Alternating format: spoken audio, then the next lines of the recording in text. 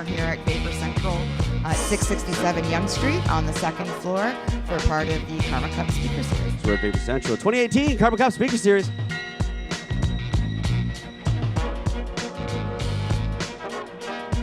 are going to continue with our Karma Cup Speaker Series. Our next speaker is Pedro. For those in the cannabis space, he needs no introduction, but for those who may not be familiar, Pedro he pretty much brought in quite a few genetics into the legalized the legalized system. If you've consumed cannabis in Canada, you've probably tried a strain that Pedro brought in, but he will be coming up on stage right now to say a few words and to grace us with his knowledge. Derek, come on up.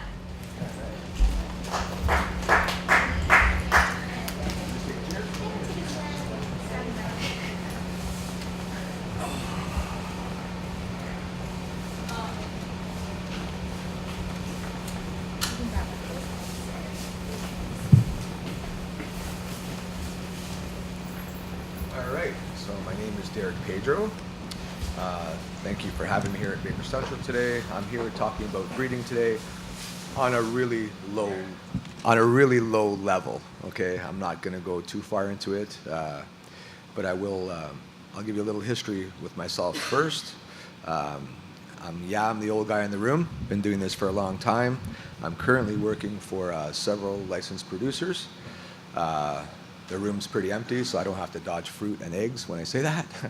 But to say that, I want to say that it didn't start that way. Just a guy growing in his basement. So for me, it all started in 1988. I still have the Polaroids to prove it. We could not take film to get developed back then because you'd go to jail. So Polaroids, if there's some people old enough to know what that is, still have a box of them. So pretty much guerrilla grower. It's really starting from 1991 through 98. So we'd find places in the woods, kind of do some homework, find logging roads that weren't used anymore, start planting inside those logging roads if they had saplings. We knew no one was going to come around. And did that pretty much 91 to 98. Started some indoor stuff around 95, 96. And then when the 2002, I joined in with the MMAR as a personal grower as a patient just so you know, I was diagnosed with Ehlers-Danlos syndrome, which is pretty much it's a disease by which it's a lack of collagen in utero. So basically, my joints are very loose. Everything's been operated. Ligaments have been pulled and stapled, and anyway, lots of pain. I was on a lot of prescription drugs over the years, you name it, fentanyl patches, Percocet, did it all, and in the end, just used cannabis and got rid of every other prescription and actually have 4 years of P-tests to prove so. So it means a lot to me, this plant. So that's 2002. 2006, under the MMAR, I started my first greenhouse. Nobody had a greenhouse back then. I put the very first shade in a greenhouse, and I was considered by the Hamilton spec. They called me a cannabis consultant in parentheses. It was the first time I ever heard that phrase, actually, and I kind of went with it from there. I opened a company called mmar.ca, by which I consulted for these 14 locations at $30 an ounce. It was incredibly compassionate. And I can say that with 14 locations and the amount of people that we had, everyone got their grams per day. I know not too many people can say that. They've received their grams per day from designated growers, and at $30 an ounce. Then I went on to make sure I paid all my taxes in 2009, starting in 2009. Everyone thought I was crazy, but I said, listen, I'm going to do it because one day they're going to come around and they're going to try to take my house and my car and everything else, and I want to say that, yeah, I paid tax on this. So everyone got receipts. I paid tax on everything, and the government happily took it. They never said no. So that's 2006, pretty much that started. 2006 to 12, I had 14 locations, as I said. And 2012, I was charged, actually, for selling of clones. Incidentally, it was about 3 months after that, those very same clones I was allowed to sell to the LP system legally with a provisional sale through Health Canada. The irony was just, it killed me, and I actually mounted a constitutional challenge to fight my way to make sure that my name was cleared, because if it's good enough for the LP world, it should have been good enough for a sick neighbor. So after spending well over $100,000, we never did go to court, and they just basically cut me loose. 2012 to 14, I started an LP. I don't want to say I started it, but an LP approached me, or want to be an LP, and I took my Health Canada approved MMAR facility, and I turned it into a licensed producer. I'm still a principal of that company, and I am a landlord still to that company, which puts me in a very unique position to be able to kind of go from our ACMPR side home growing or MMAR people and transition over into the ACMPR corporate life. It's been eye-opening, to say the very least. But the problems persist. The same problems we had under the MMAR are the same problems that they are now, and a lot of them is genetics. You know, nobody wants to grow something that has no weight or has no efficacy or is inferior in any way to, you know, your friend who's growing next door. It's always highly competitive amongst growers. So really, to go into breeding, there are three actual real, three ways by which you can actually breed. One is the very natural way, by using pollination. Pollination is really basically male sexual production, in that way pollen, and your female, and we'll leave it really low level here, female flower. Basically you need your male pollen and your female flower to basically pollinate the flower itself to create seed. So that is the way it was found in nature, and that is still the way that seeds, and not feminized seeds, but regular seed, male and female seed, are still produced today in-house. I will give you guys a little secret to do at home, something by which you can use one female plant and get a variety of different seed on it without contaminating the other branches. So bear with me for a second. Again, really low level stuff, but you'll find it interesting for those of you who grow at home and want to try something new, by all means. So obtain pollen. Whether you're growing from seed or can get pollen from somebody else, obtain it. If you're an established guy, girl, grower, and have multiple strains, collect your pollen. You put your male plant on a jig once you determine he's male, put a mirror underneath, he opens up his pollen sacs, it falls on. Do this in a room, by the way, you don't want it anywhere close to your female plants. Collect your pollen. I actually put it in a test tube with a small brush. I then, now imagine 5 or 6 male plants that you've collected your pollen. You can go downstairs or wherever else you have your female plants, mark that branch with a male symbol and the male that which you've used by strain, and shut off all your fans and just brush some of the pollen all over that branch, okay, on those particular buds. Now, you can do that with multiple males on multiple branches, but the key here is, and you won't read it in any book, is to do that without any contamination. But you pretty much have to, once your first branch is done, soak it. Spray with water. I know it sounds strange because you've just pollinated those branches, but literally it's instantaneous. I'm not a botanist. I can't go into the science of it. But once you've pollinated that branch, you pretty much about 2 hours later can wash it down, use a lot of spray, and once that water touches the pollen that wasn't used in the sexual seed making, basically you can make it inert just by using water. And you can do that process over and over on multiple branches. So you end up with one female plant with 5 or 6 branches. You'll get F1s from each of those branches, and it actually accelerates your work if you're looking for something special. So that's really the most common way, the most natural way that is used out there to create male and female natural seed. which is way more stable than a lot of feminized seed out there these days. Tissue culture, that's the big one. These days, I'm working for an LP, and tissue culture is it for any LP. Basically, tissue culture is using micronodes, extremely clean, sterile micronodes from the plant. You don't need very much material at all. That is then put in a nutrient and is left there for about 14 weeks. Again, this is low level. There's a lot of, it's a hormonal change that you have to determine when you want to change that plant and get it going out of basically its frozen state, by which it's not growing but just being maintained there. So that'll take 2 weeks. Once you have that down, you can basically cut more plantlets from that. And really, it's an interesting thing because with tissue culture, it's sterile. So unlike mother plants who could have become sick and are carrying now something that is going to be passed on to the next generation of clones, you can start fresh every time with tissue culture. Not only that, you can store tissue culture. You can imagine the issue when you have 50 strains and you're keeping mothers, you need a room half the size of Vapor Central just to keep those mothers alive.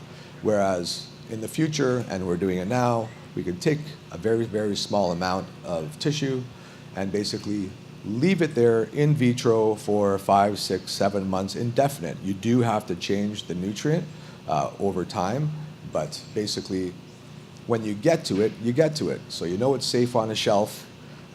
You don't have to deal with the mother. And yeah, it's just a great, fantastic way to genetic bank. What else we have here? We've got, let's see if I could add on to,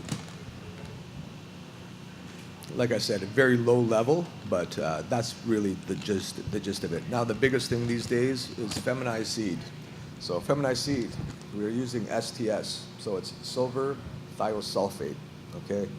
It is basically, it's hard to get, and all of you that want to take a look and try to get it, go for it.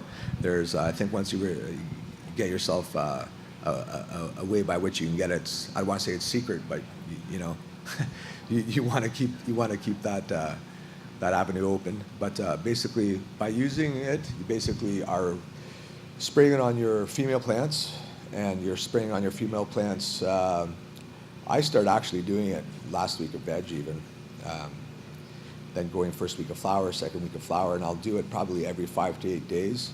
The plant will look like it's dying on you. It will turn brown. Everything will curl up. The first time you do it, you think, what have I done? But ultimately, the plant will make it, and you will see male parts on there. STS is one of the more stable chemicals you can use. Now, this is basically, I want to say, ACMPR breeders or any other breeder. This is not within the ACMPR LP system itself. It would be contrary to regulation to do that. We have a motto under the LP, which is you can't even foliar feed. So thou shalt not spray anything on cannabis other than what's approved.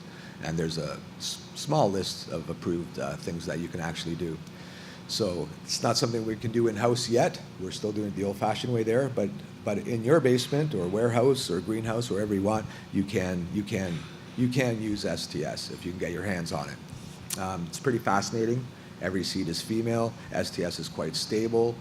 And it's another kind of great way to run a genetic bank. So again, you have a mother, you're not going to get around to her. You want to do something with it, you can just feminize a seed and keep the seed in a drawer.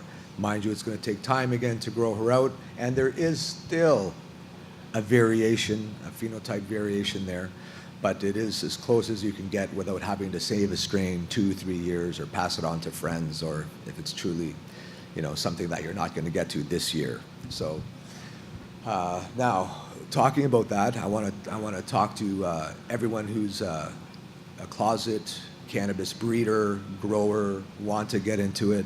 I'll go back to this. Under the old system, I created a few strains. Some are in the LP system. Moreover than that, I recreated a lot of strains. Actually, in Matt's book, there's a Hamilton headband, and that was a recreation of headband itself back 2005 when we started playing with that. But But basically, I want to talk to you about the work that's involved and how to protect your work. Okay, as a breeder, there's nothing more important than that.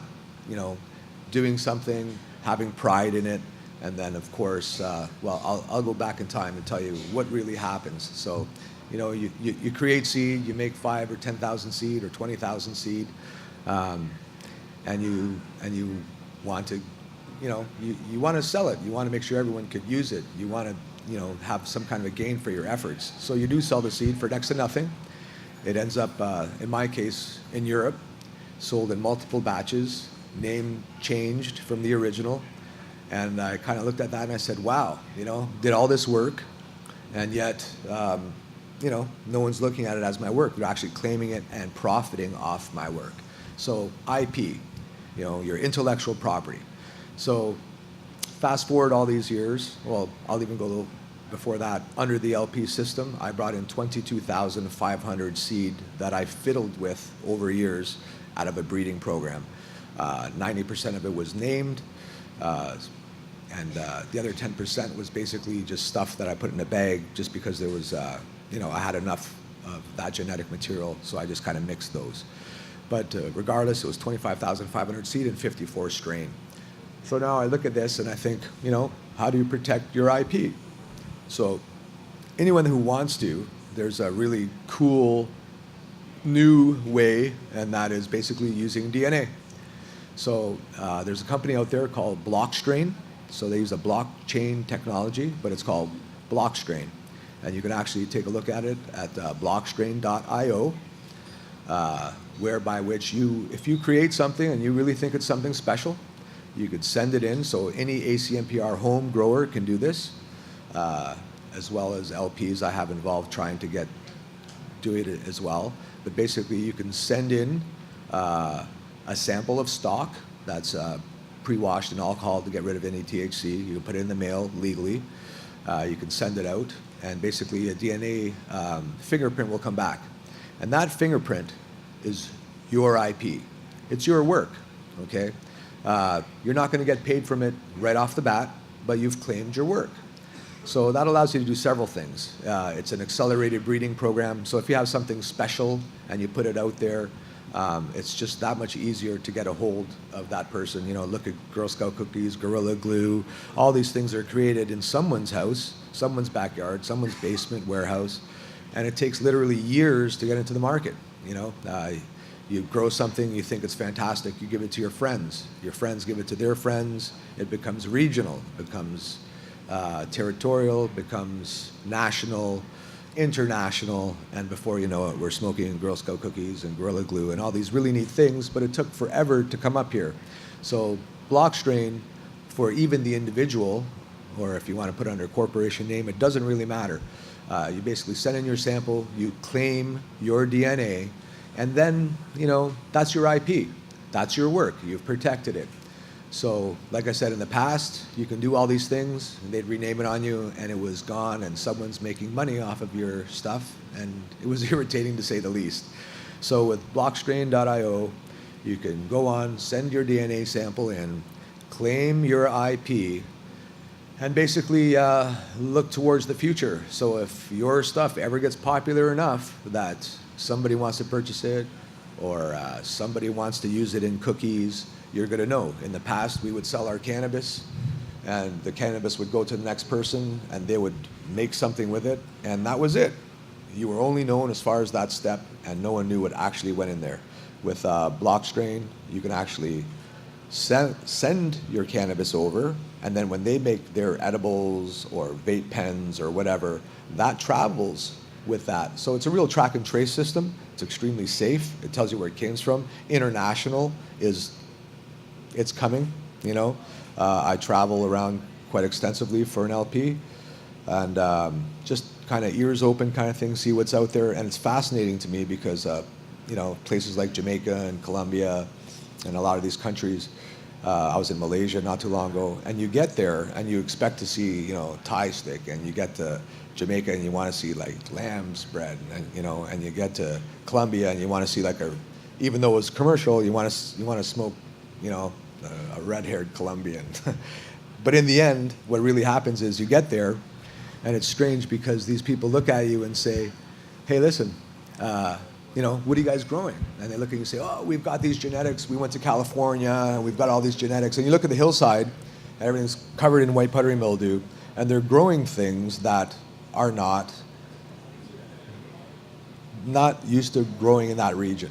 So it's too bad. They're losing out on their own culture. I know if I wanted to go to Jamaica, I would want to smoke Jamaican cannabis. I'd love to smoke lamb's bread. I know what it tastes like. I still will.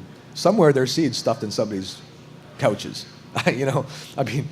All that came with seed from the 70s and 80s. I know the taste. If I ever taste it again, it's coming home in one way or the other. But, the end result is you get to these places and they're losing their culture to grow cushes, that just won't do on a high humidity mountainside. And you look at them and you say, guys, you're going to lose out on your culture. So, ties into block strain, it ties into your IP. I wish luck to all your to the basement breeders out there. Breeding is fascinating. As much as I love the plant, and I could sit in a grow room all day. I'm the first one in, last one out. Usually the boss has to tap me on the leg and say, "Okay, let's get out of here." So I never get sick of it. But my true passion really lies with just breeding of the plant. It's fascinating. The creations, or discovery as I call it, is it's always gratifying to say the very least, even if it doesn't take off. And not that I actually market anything, but it is probably the funnest part of working with cannabis for me. So I'm going to take a look at my little cheat sheet here and see if I could bring anything else into play. But again, you're just really low-level stuff, but really just want some helpful hints on what to get and what to do at your home. And once you have that done, what you can do with it so you can protect yourself and not do what I've done. Because you learn by your mistakes, right? There's not a book out there on how to legally profit from cannabis, because we're just learning.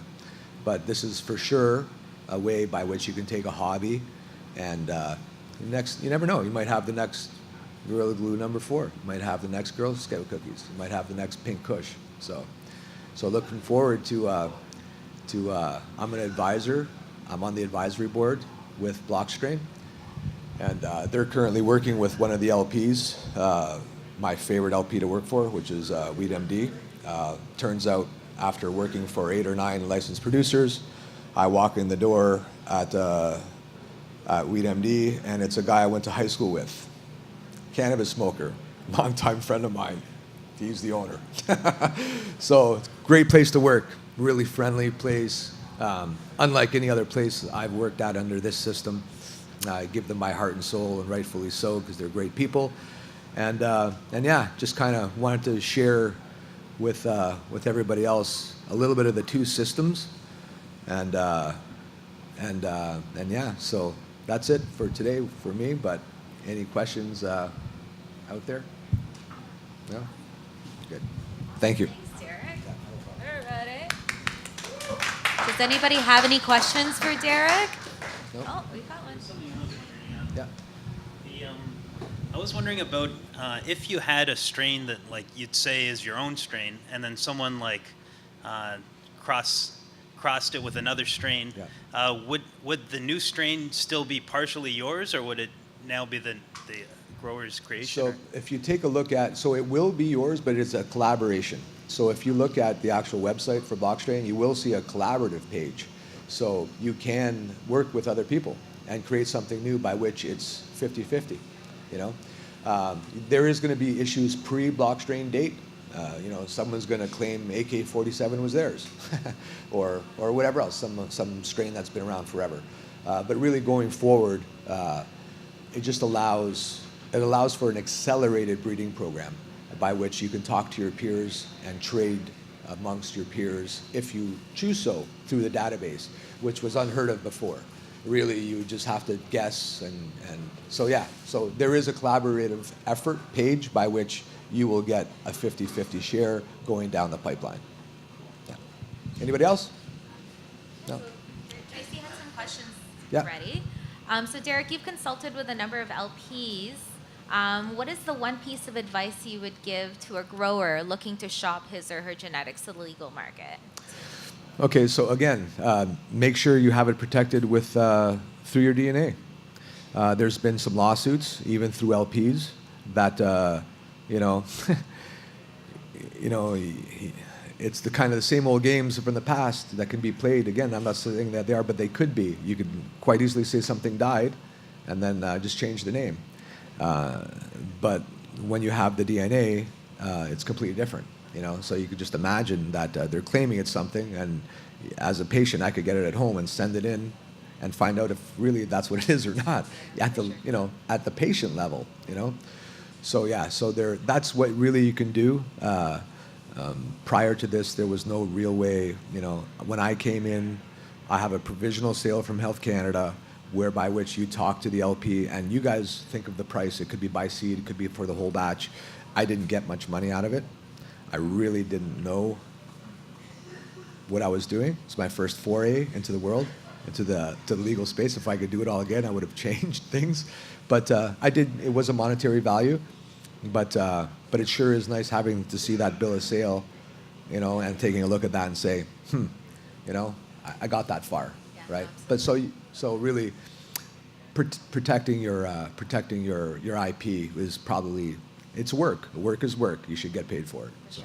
Good stuff. Yeah. So Derek, you're pretty well known for a couple of strains. What's your favorite at the moment? So I have a strain that is, most people don't want to grow it because when I say it's a 14-week flowering sativa, it scares the hell out of them, right? So who wants to grow something 14 weeks in flower plus whatever, how many ever weeks in veg? But, you know, but when I explain to them, or they come and see the plant grow, that literally you get 2 or 3 times more from this plant than you would a traditional indica, seeing is believing, right? So we have a strain there, it's called, so we've called it Pedro's Wine Gums, which has been around, you'll seen it around dispensaries and such over the last 12, 15 years. Previously to dispensaries, we call them compassion clubs. Dispensary is a relatively new term, the last 4 or 5 years for me anyway. But basically, you would see my wine gums at these places. And then I have a lot of other strains that were recreations. So basically, you know, Hamilton headband that Matt named for me in his book there some 10 years ago was a recreation. It wasn't actually headband. It was, what did they make headband with? It was my earlier years. What did they make it with? Well, I have that seed. Oh, and he's got that clone. So we recreated it, right? So, which again was IP. And I could have named it something else, and actually Matt did for me. But today I would have put that in through block strain and would have got paid.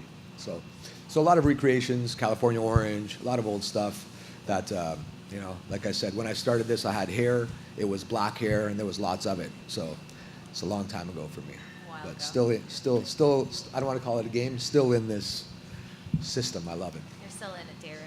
All right. So there's been a bottleneck of legal genetics in the market. We've noticed falling THC levels. Yeah. Do you think this will be addressed by new microcultivation regulations? I think so. And so here you go. You might have the greatest strain in the world, and it is very hard to do. And I'm not going to say it's impossible. But we have to deal with in the system with a quality assurance person, and everything we use in this system has to have data sheets. So a lot of these great cannabis fertilizers that I've used in the past, you want to use them.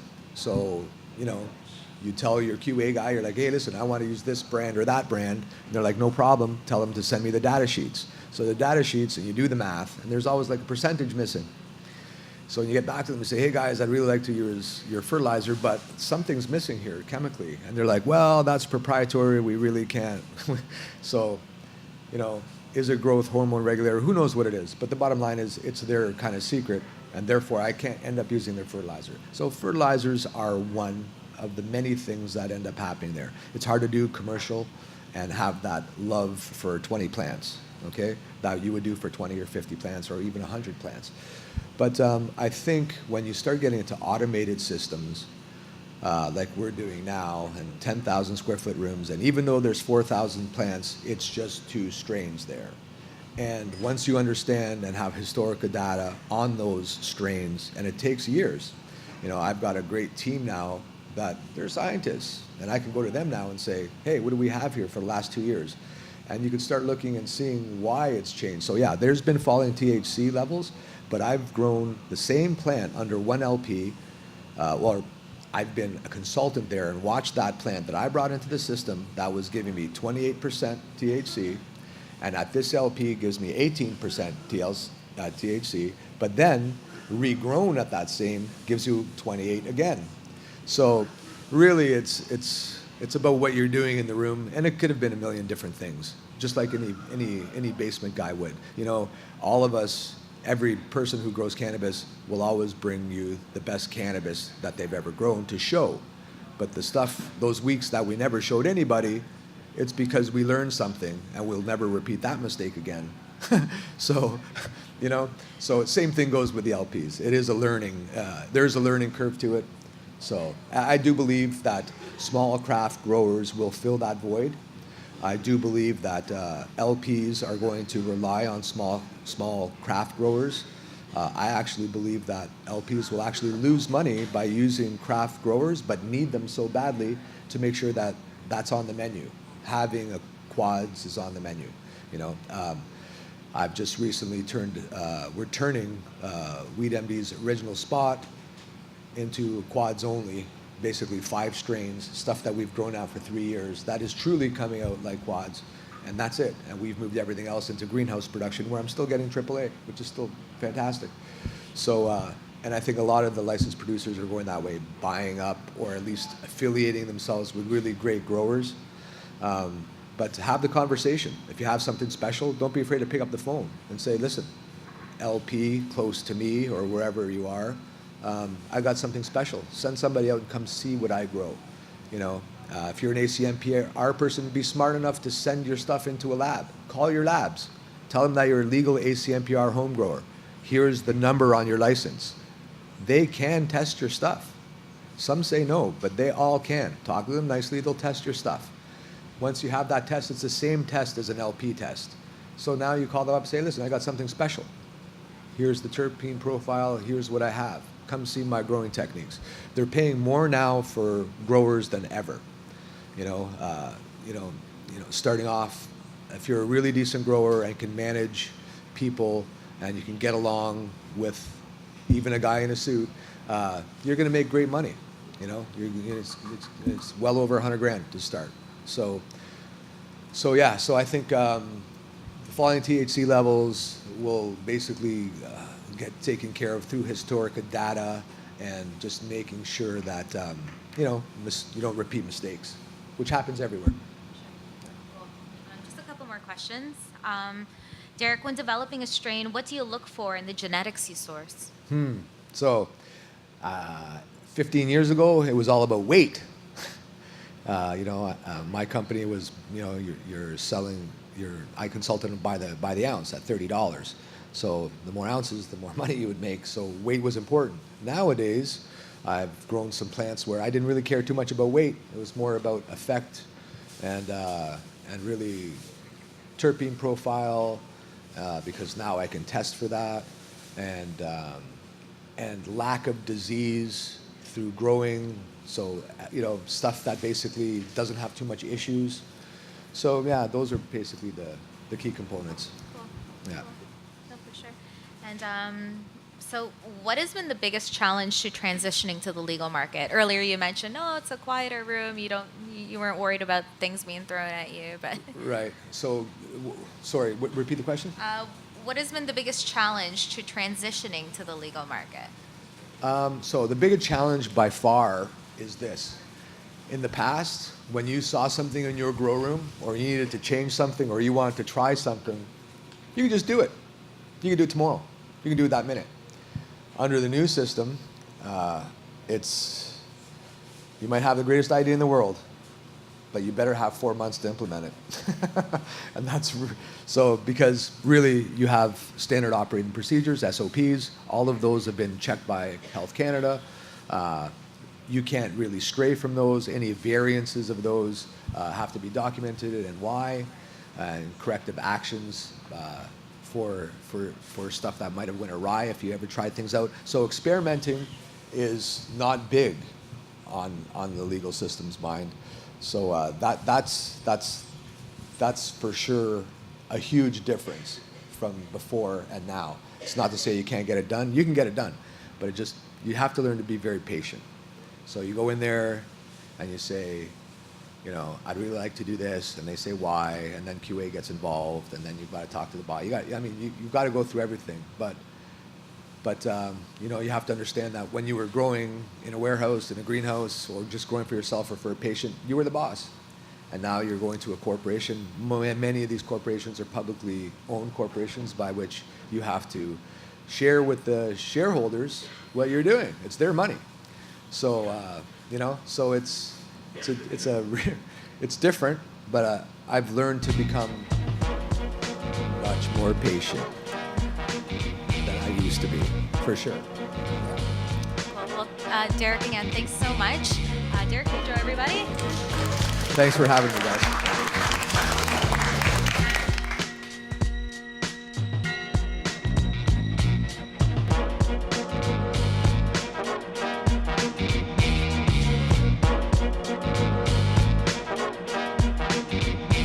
And be down there for the vendors. There's 60 to 80 vendors down there or something? There's going to be live art. There's going to be live glass blowing. There's music.